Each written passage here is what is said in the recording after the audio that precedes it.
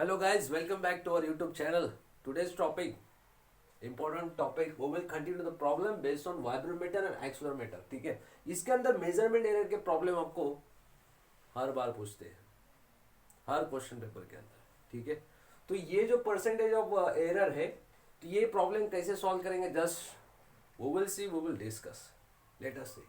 A commercial type vibration pickup. Vibration pickup बोले तो एक वाइब्रोमीटर इंस्ट्रूमेंट है. ठीक है, as a natural frequency of 5.75 hertz जो गिवन है in the problem. Just you have to write down the given things. Okay, so what is the given thing? The frequency in hertz.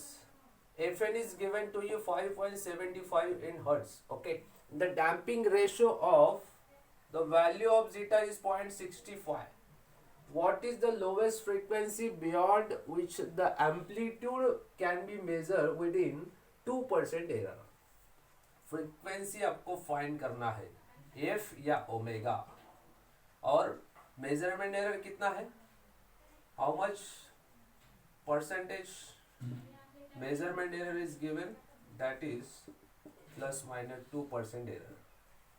ठीक है, अब ये जो है परसेंटेज ऑफ, इसका meaning ये है कि z अपॉन y, ये जो आपका डिस्प्लेसमेंट रेशो और एम्पलीट्यूड रेशो है, एक बार प्लस हो जाएगा 1.02 और एक बार जब माइनस करोगे तो क्या हो जाएगा, सो 0.98.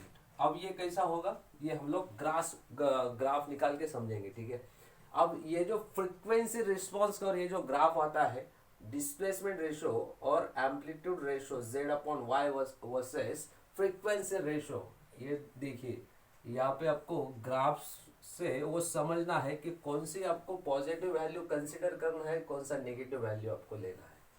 ठीक है, सो देखिए गाइस, फिर यहाँ पे आपका इस तरह से फ्रीक्वेंसी रेशो, ठीक है, इधर है आपका z अपॉन y रेशो. ठीक है, देखिए यहाँ पे इस तरह से आपको वर्टिकल और हॉरिजॉन्टल लाइन रहती है, इधर 0 से स्टार्ट होगा, फ्रीक्वेंसी रेशो 1 2 3 4.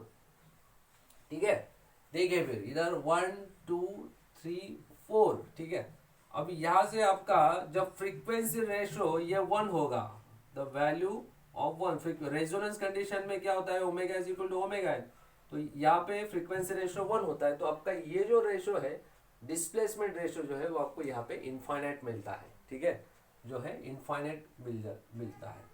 तो ये जो इफेक्ट है, the effect of damping factor, वो इस तरह से आपको मिलता है.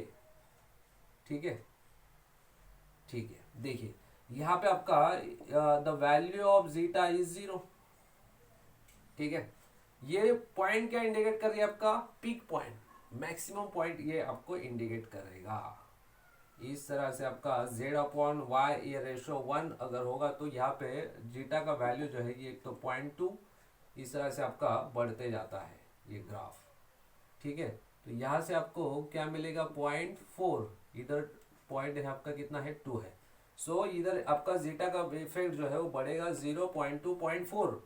ठीक है, ये पीक पॉइंट, मैक्सिमम, ये आपका पीक वैल्यू. ठीक है, अगर आपका जीटा का वैल्यू अगर 0.65 है, जीटा ये 0.65 है, मतलब ये z अपॉन वाई ये 1 के नीचे आ रहा है ना ये इफेक्ट, तो ये कंडीशन में आपको ये वैल्यू जो है यहाँ पे 1 के नीचे होगा, तो इधर कितना होगा 0.99, इधर कितना होगा 0.88, ये 1 के ऊपर इधर यहाँ पे ये पॉइंट पे क्या होगा 1.01, इधर क्या होगा 1.02.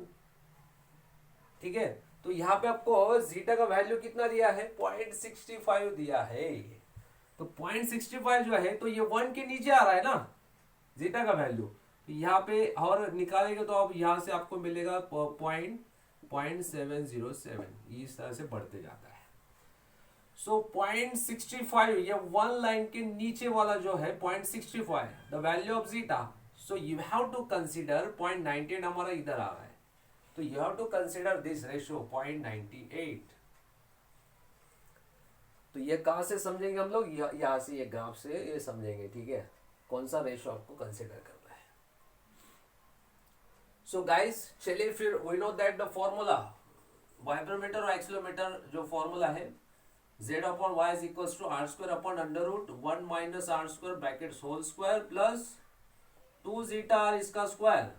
ठीक है, जीटा का वैल्यू मालूम है, फ्रीक्वेंसी रेशो मालूम नहीं है, ये वाला रेशो हमें मालूम है, 0.98 हम लोग लेंगे। So 0.98 into under root 1 minus R square brackets का होल स्क्वायर प्लस जीटा का वैल्यू 0.65 इंटू आर ब्रैकेट्स का whole square is equals to R square. अगर आप कैल्सी में इक्वेशन में जाके सॉल्व करेंगे, ये इस तरह से आपको सॉल्व करना है, 0.98 इंटू अंडर रूट ऑफ ये टर्म, आर के जगह पे एक्स कंसिडर करेंगे तो आपको डायरेक्टली कैल्सी से आर का वैल्यू मिलेगा। ठीक है, so let me check what is the value of R if you solving कैल्सी। इक्वेशन में जाके आपको कंसिडर बनाना है। ठीक है, वो आर जो आएगा 1.56। देखिए, you have to concentrate here, important problem है, हर बार ये मेजरमेंट के प्रॉब्लम आते हैं, बच्चे हमेशा कंफ्यूज हो जाते हैं, हमेशा मिस्टेक करते हैं। ठीक है, कहाँ पे मिस्टेक करते हैं कि भाई परसेंटेज ऑफ एरर गिवन है, वो कैसा लेना, ये ग्राफ उनको नहीं समझता है।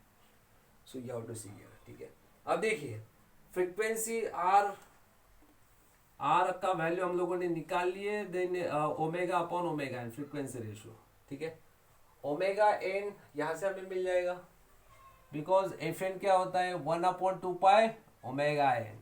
सो एफ एन कितना दिया है 5.75 into 2 is equals to omega N. So guys ये ओमेगा एन का वैल्यू जो है वो आपको कितना मिलेगा, देखिए।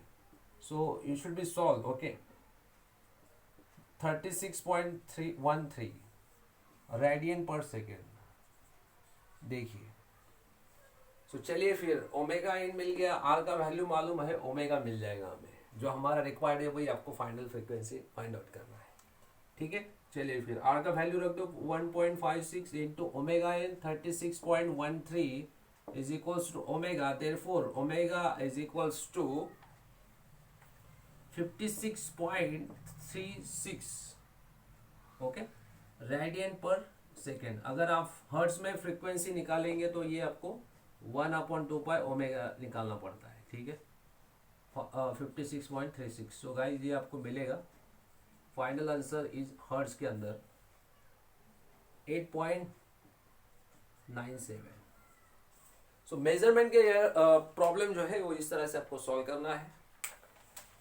ठीक है, ये वाइब्रोमीटर के ऊपर ये प्रॉब्लम था। अब एक्सेलरेटर, नेक्स्ट सेशन में एक्सेलरेटोमीटर जो है, एक्सेलरोमीटर, उसके ऊपर मेजरमेंट का प्रॉब्लम हम लोग लेंगे, जो हमारा लास्ट प्रॉब्लम रहेगा ये मॉड्यूल का। ठीक है, any queries we will solve and discuss resolve in QA sessions. I hope that you should be clear, you have to be clear all your queries, doubts. Okay, stay connected, keep watching the videos, variety of videos, variety of problem you need to be solved for the your theory examinations. Till then, goodbye, thank you.